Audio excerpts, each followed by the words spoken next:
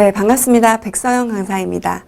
이번 시간은 우리 첫 번째 내용 CS 관리 개론에서 이어서 다음 내용을 한번 보도록 할 텐데요. 서비스 구매 과정에 따른 관리와 서비스 프로세스 개선 기법에 대해서 핵심 포인트만 살펴보도록 하겠습니다. 자, 서비스 구매 과정에 따른 관리입니다. 우리가 어떤 서비스를 이용을 한다 또는 상품을 구매를 한다 이럴 때 구매하기 전 단계가 있죠. 바로 대기라는 거를 하게 됩니다. 그런데 이럴 때 기업 쪽에서 대기 관리를 잘 못 해준다 라고 한번 생각을 해볼까요? 그러면 우리가 예를 들어서 상품을 받아야 되는데 오랫동안 기다려야 돼. 그리고 직원이 나를 신경 써주지 않아. 그러면 불만이 생기겠죠. 그래서 대기 관리는 상당히 중요한 부분이 됩니다.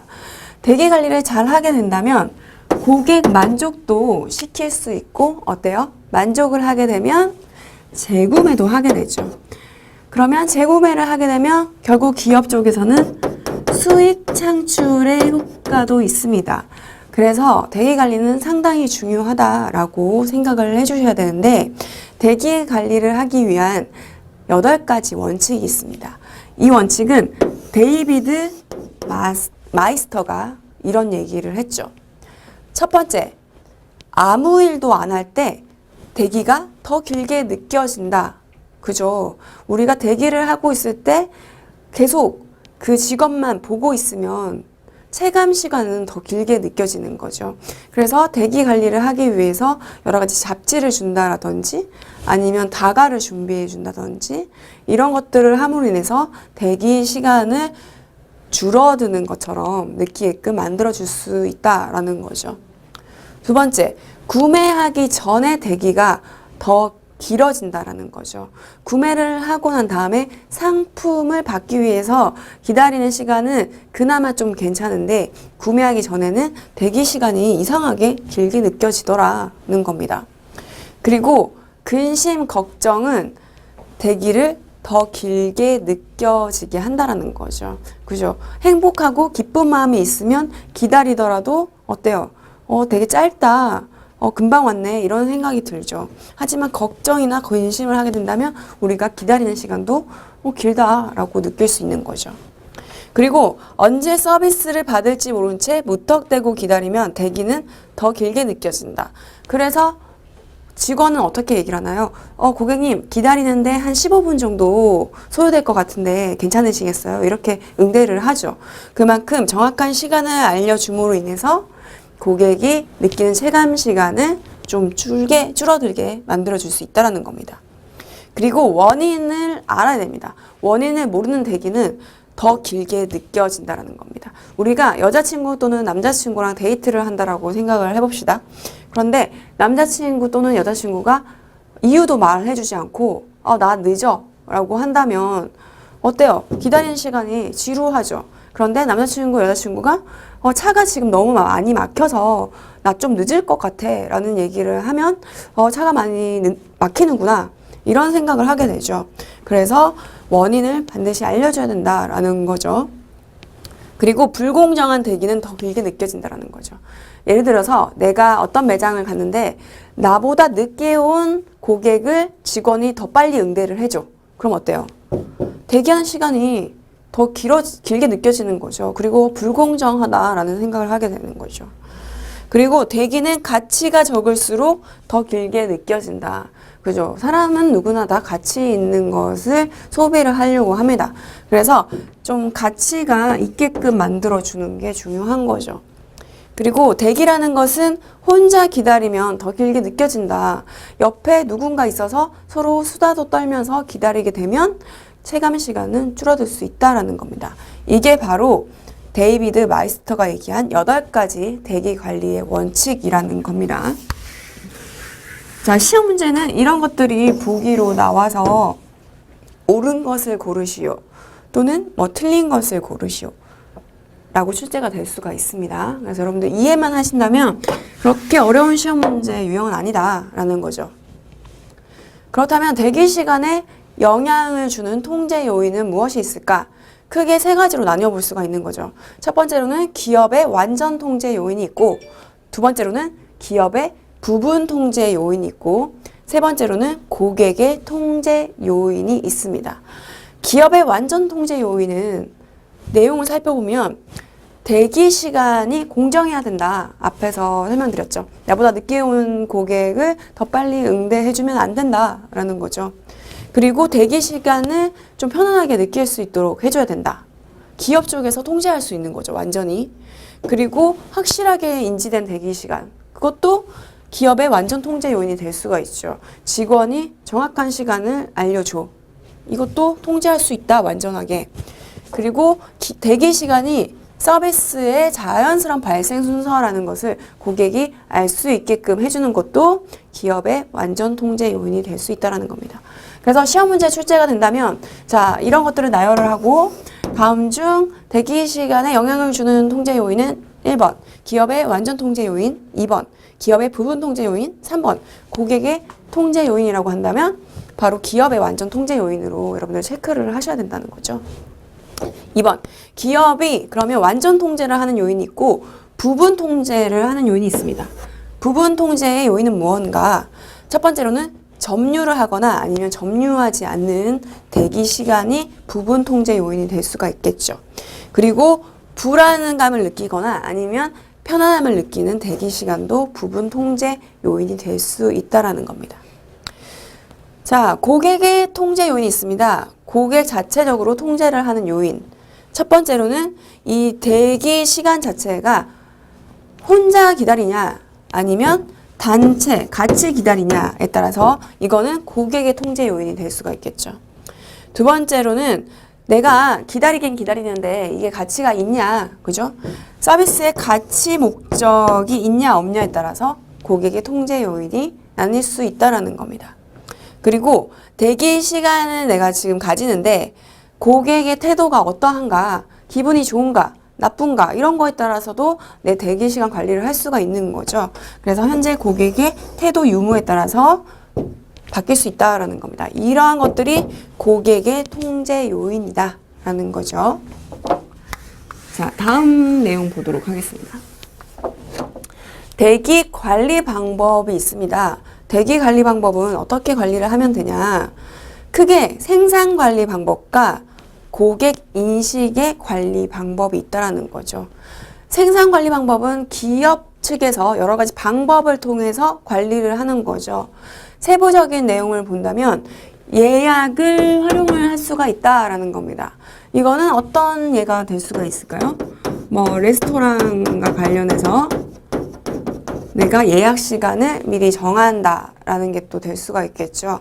또 뭐 항공사를 이용을 할 때 내가 몇 시에 탈 건지 이런 것들도 예약의 활용과 관련된 부분인 거죠.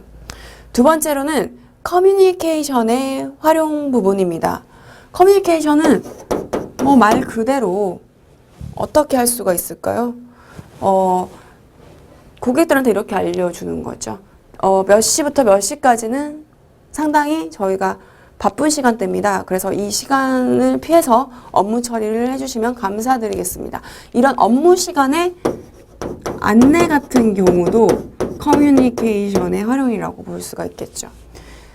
그리고 세 번째로는 공정한 대기 시스템의 구축입니다. 그래서 요새는 어때요? 진동벨 서비스를 한다라든지 아니면 번호표 서비스 등을 하죠. 먼저 온 사람이 먼저 응대를 받을 수 있도록 해주는 거죠. 그리고 네 번째로는 대안의 제시입니다. 자, 기다리는 동안 다른 것들을 좀 대안을 해주는 거죠. 그죠? 이런 것들이 될 수가 있다라는 겁니다. 고객 인식을 관리하는 방법은 뭐가 있을까요? 첫 번째로는 서비스가 시작되었다는 느낌을 제시를 해주는 방법이 있겠죠. 이것은 뭐 플로어 매니저를 둬서 언제 안내가 진행될 건지 이런 것들을 할 수가 있는 거죠. 그리고 두 번째로는 예상 대기 시간의 안내입니다. 이거는 직원이 뭐예요? 고객님, 한 15분 소요되는데요. 또는 20분 소요될 예정입니다. 이렇게 얘기를 해줄 수가 있다는 거죠. 그리고 세 번째로는 고객의 유형에 따른 대응 방법인데요. 이거는 뭐가 있을까? 우리가 은행을 방문을 해요. 그러면 뭐 어때요? 창구가 여러 가지로 나뉠 수가 있죠.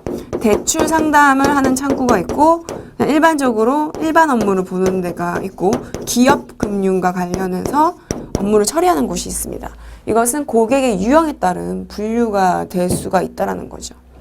그리고 이용되지 않는 자원을 숨기는 겁니다. 대기를 하고 있는데 뒤에서 직원이 내 업무 처리만 하고 있어. 그걸 내가 보면 어때요? 불만이 생기는 거죠. 나는 지금 바빠 죽겠는데 직원인데도 불구하고 응대를 하지 않아. 자기 일만 해. 그러면 문제가 생길 수 있죠. 그런데 관점을 달리해서 보면 기업 쪽에서는 상당히 바쁜 업무를 처리할 수 있다는 거죠. 즉, 응대하지 않는 직원들은 눈에 보이지 않게끔 만들어준다라는 겁니다. 그게 바로 이용되지 않는 고객 응대에 이용되지 않는 자원을 숨기는 방법이 될 수 있겠죠. 그래서 대기 관리 방법은 이렇게 크게 생산 관리 방법과 고객 인식을 관리하는 방법으로 나뉠 수 있다. 세부 내용은 이러한 것들이 있다라고 여러분들께서는 이해를 하고 넘어가 주시면 되겠죠. 네, 다음 내용 보도록 하겠습니다.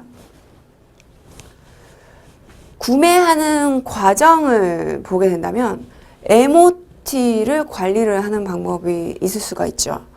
자, MOT는 스칸디나비아 항공사의 양칼슨 사장이 현장에 도입을 한 거예요. 그래서 진실의 순간에 고객을 만족시키는지 여부가 이 기업의 성패를 좌우한다라고 얘기를 한 거죠. 자, MOT라는 뜻은 뭐냐? 바로 Moment of Truth의 약자입니다. 그래서 진실의 순간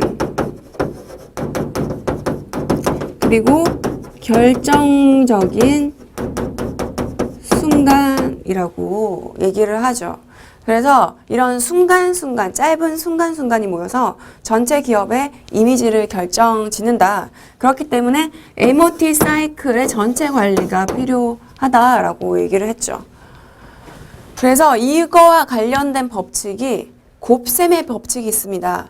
그러니까 접점이 여러 개가 있을 거죠. 그런데 이 접점에서 각각의 점수가 97, 95, 93, 91점 상당히 높은 점수죠. 100점 만점에 이런 점수를 받았다고 할지라도 하나의 접점 자체가 0점이 된다면 결국은 뭐다?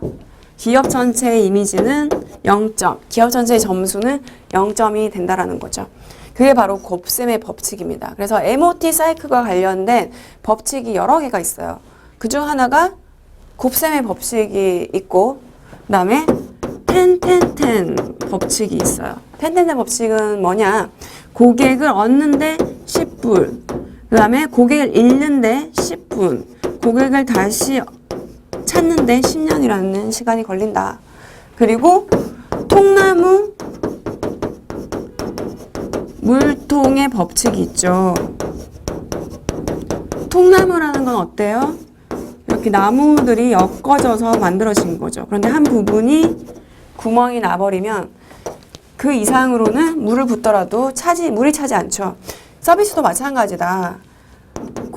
한 부분이 실수를 하게 된다면 고객은 그 이상의 점수를 주지 않는다. 실패한 지점이 가장 최고의 점수가 될 수가 있다라는 거죠. 그리고 뺄셈의 법칙이라는 게 있습니다. 100 마이너스 1은 99점이 아니라 0이다. 이러한 것들이 바로 MOT 사이클과 관계된 법칙이다. 이 부분은 시험 문제에 자주 출제되는 부분이기 때문에 여러분들께서는 이 법칙을 암기하시고 이해를 같이 해주셔야 된다는 거죠. 그리고 고객의 입장에서 고객의 요구에 귀를 기울이는 자세가 반드시 필요하다. 고객의 니즈에 맞춰야 된다라고 이 MOT와 관련해서 얘기를 했습니다. 자, 그러면 구매 후 과정을 한번 보도록 할게요. 구매 후 과정은 어떻게 되냐? PC본 다이어그램을 활용을 할 수 있다라는 거죠. 이것은 누가 만들었냐? 일본의 카오루 이시가와에 의해서 개발이 되었습니다. PC본 다이어그램은 다른 말로 인과관계 도표라고도 얘기를 하죠. 피시본이라는 것 자체가 어때요? 생선 뼈 모양으로 생겼다라는 거죠. 자, 여러분들 화면에서도 보이시죠? 자, 그림 자체가 생선뼈처럼 생겼죠. 그럼 이게 바로 생선의 머리에 해당되는 거죠. 어떤 효과, 어떤 결과가 있으면 이에 따르는 여러 가지 원인이 있다는 거죠. 자, 원인 첫 번째를 찾고, 큰 원인을 찾고, 그리고 또 큰 원인을 찾고, 그리고 큰 원인을 찾고, 또 뭐 큰 원인이 있으면 큰 원인을 찾는 거죠. 그러면 이 또 원인이 발생된 부원인이 분명히 있겠죠. 그러면 주원인 1과 관련된 부원인들을 또 찾고 이런 식으로 꼬리에 꼬리를 물고 가는 거죠. 그러면 생긴 것 자체가 생선뼈 모양이 된다라는 겁니다. 어떻게 보면 이거 자체는 마인드 맵처럼 생겼죠. 마인드 맵. 그리고 브레인, 라이팅과 비슷하죠. 그래서 이 두 가지가 결합된 게 뭐다? 바로 피시본 다이어그램이라는 거죠. 그래서 이 인과관계 도표, 피시본 다이어그램도 시험 문제 자주 출제되는 부분입니다. 어떻게 생겼는지 이해하시겠죠? 자, 구매 전, 구매하는 중, 구매 후 과정까지를 여러분들께서는 보셨습니다. 자, 그 다음은 서비스 프로세스 개선 기법과 관련된 내용입니다. 그 중에서도 품질 기능 전개라는 게 있습니다. 품질 기능 전개의 약자는 바로 QFD예요. QFD는 뭐냐? 한마디로 품질이 뭐죠? 퀄리티죠. 자, 기능은 뭐예요? 펑션이죠. 전개는 뭐죠? 디벨롭먼트죠. 이것의 약자를 나타내준 게 QFD라는 겁니다. QFD의 철학이 뭐냐?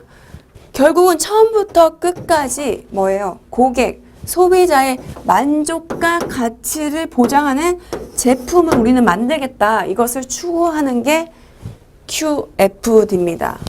처음 시작부터 끝까지 누굴 위한?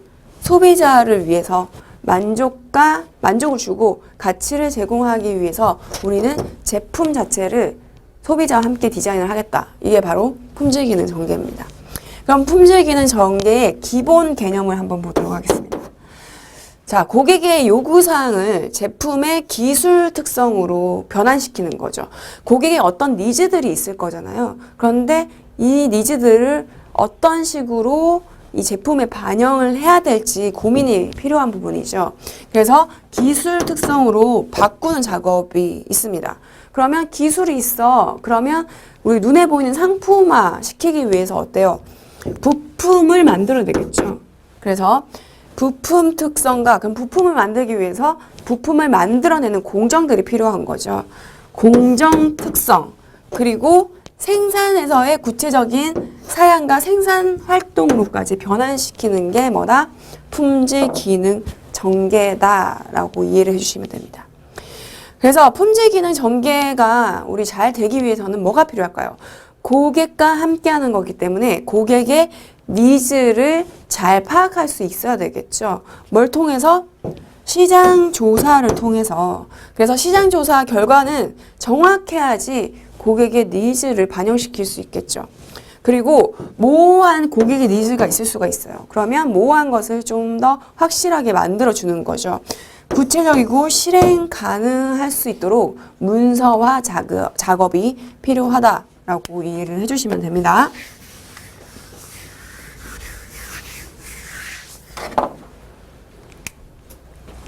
자, 품질 기능 전개를 하는 이유가 있겠죠. 뭔가 좋으니까 이렇게 하는 거겠죠. 이것의 목적은 무엇이냐?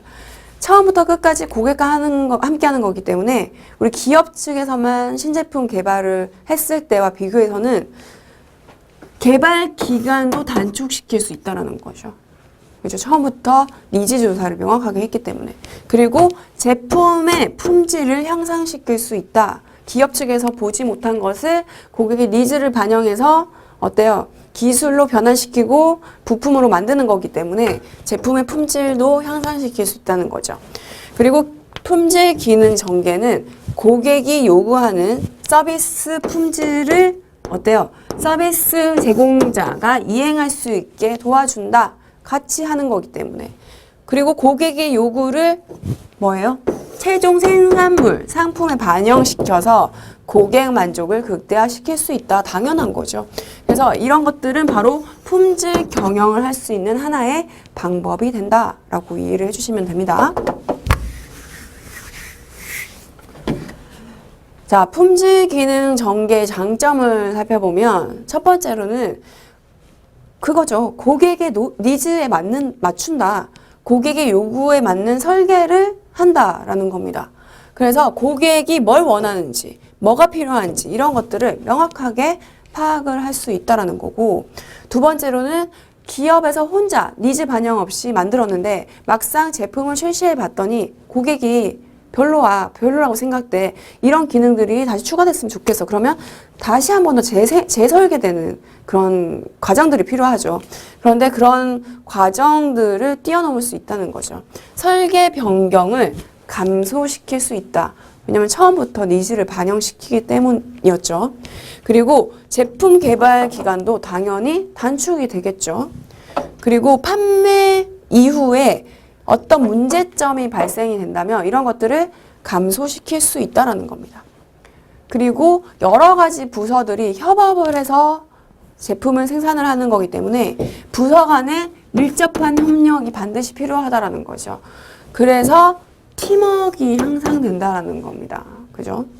그리고 품질의 집을 이용해서 모든 과정을 문서화시킬 수 있다. 그래서 한눈에 그림으로 볼 수가 있다라는 겁니다. 품질의 기능과 관련해서 품질의 집을 활용한다. 이 부분도 시험 문제에 아주 자주 출제되는 부분입니다. 그래서 품질의 집 같은 경우에는 우리가 뒤에서 다시 한 번 더 얘기를 나눠보도록 할게요. 그리고 개발 단계 중간에 새로운 특성이나 어떤 문제점이 발생될 수가 있겠죠. 개발 중간중간에. 그러면 품질의 집에 바로 실시간으로 반영시키고 적용시키는 거죠. 그래서 초기에 고려하는 여러 방안들을 계속 수정하고 고치고 만들고 수정하고 보완하고 이러한 것들이 반복될 수 있다라는 겁니다.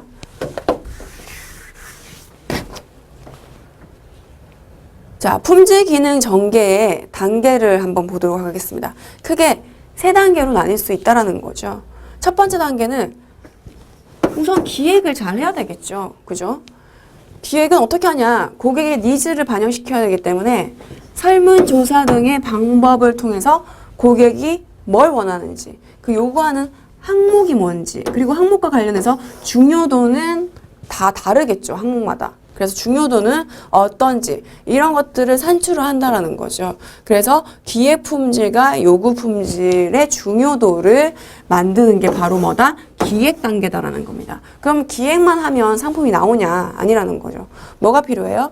부품이라는 게 필요한 겁니다.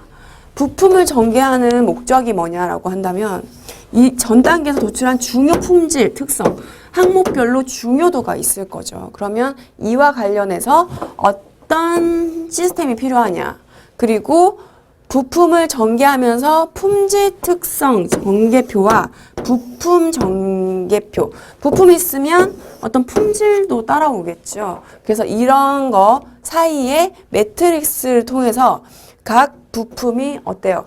해당 시스템에 미치는 영향을 평가한다는 거죠. 그래서 이런 품질 특성의 목표 달성을 위해서 어느 부품이 얼마만큼 필요한지 이런 것들을 확인하고 관리하기 위해서 부품 전개가 필요하다라고 이해를 해주시면 됩니다. 그럼 부품만 있으면 되냐? 부품을 다 이렇게 프로세서 시켜서 하나의 완제품으로 만들어줘야 되겠죠. 공정 전개 단계입니다. 그래서 앞에서 얻은 부품들을 어때요? 주요 공정 중에서 어떤 것들이 중요한지 이런 것들도 파악을 해야 되겠죠. 그래서 중점적으로 관리해야 될 공정을 도출을 한다라는 거죠. 그죠? 그리고 품질 특성과 관련해서 어떤 공정을 도출하는 게 목적이다. 그래서 여러분들께서는 기억하셔야 될 거는 품질 기능 전개라는 것은 그냥 만들어지지 않는다. 첫 번째로는 기획 설계를 잘 해야 되고, 기획을 했다면 그걸로 끝나는 게 아니다. 부품이 필요하다. 부품 전개가 필요하고, 부품과 관련해서 그대로 있으면 또 안 되기 때문에 공정 전개도 필요하다. 이 순서대로 기억을 해주시면 됩니다.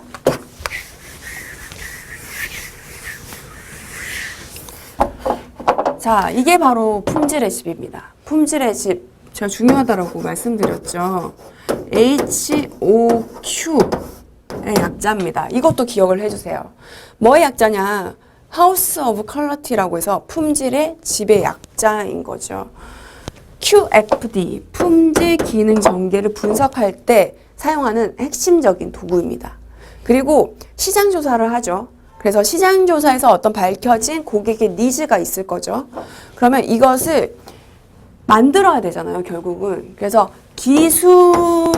기술자들한테 어떤 효율적으로 전달하기 위해서 매트릭스 형태로 만들어주는 거죠. 우리가 구두로 들었을 때와 또 텍스트화된 긴 문서로 봤을 때와 그리고 한 장의 그림으로 봤을 때는 다른 느낌이 들죠. 이해하기 쉬운 것은 한 장으로 되게 간략하게 표현된 그림이 누구나 다 쉽게 이해를 할 수 있습니다. 건물을 지을 때도 마찬가지죠. 건물을 그냥 짓진 않죠. 그 사전 단계 뭐죠? 설계도라는 게 반드시 필요합니다. 고객의 요구를 파악한 설계도를 보고 어때요? 생산 그 현장에 있는 건축하시는 또 분들이 또 그걸 통해서 집을 또 짓고 서로 커뮤니케이션을 하고 하죠. 마찬가지라는 거죠.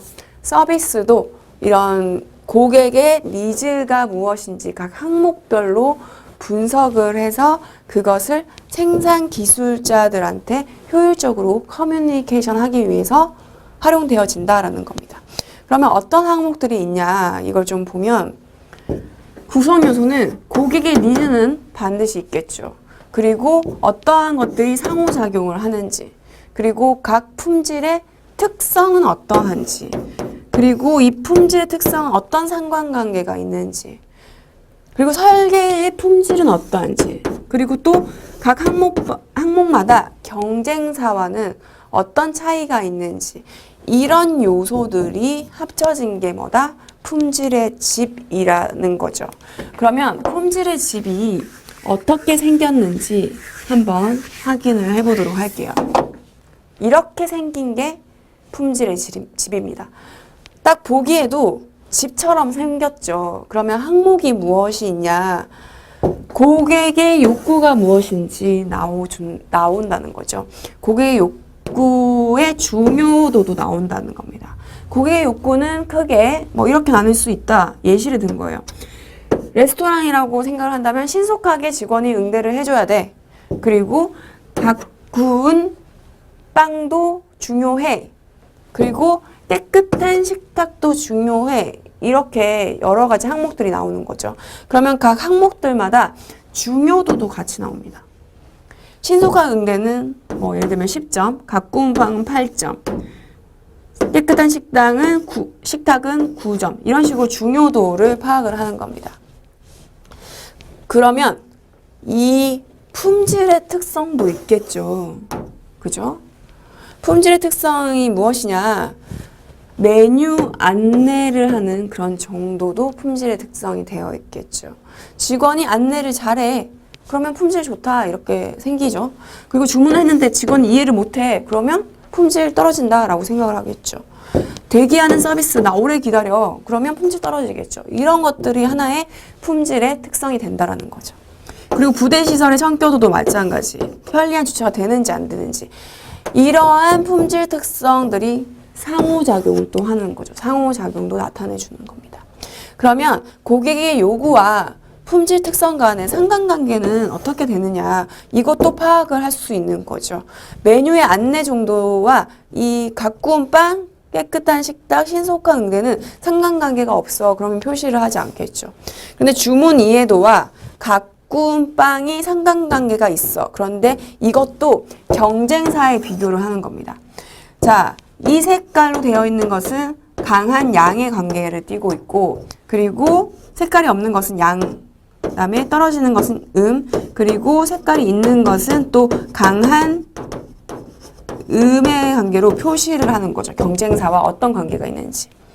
가꾼 빵과 주문 이해도는 상관관계가 있는데 경쟁사와 비교를 했더니 강한 양의 관계를 나타내네. 그죠? 이런 식으로 경쟁사와 비교를 또 정도 비교를 할 수가 있는 거죠. 바로 이게 품질의 집이다 라는 겁니다.